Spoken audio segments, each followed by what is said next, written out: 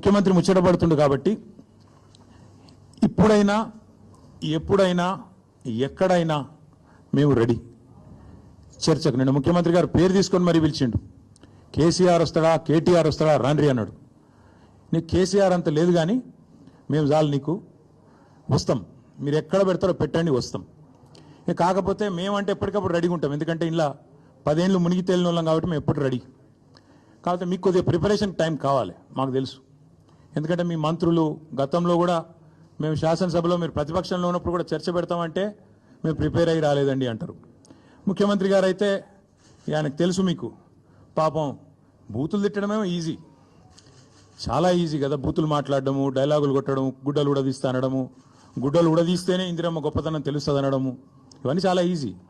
కానీ ముఖ్యమంత్రి గారికి నేను ఎందుకు 72 గంటలు టైం అంటున్నా అంటే, మళ్ళీ మీరు అక్కడికి చర్చకు వచ్చి బేసిన్లు బెండకాయలు అని చెప్పి ఆయనతో ఉన్న పరువు తీసుకుంటే తెలంగాణ ముఖ్యమంత్రి పరువు పోతుంది. ఇప్పటికే మీరు ఎంత సిగ్గుమాలిన వ్యక్తో ఇప్పటికే అందరికి అర్థమైపోయింది.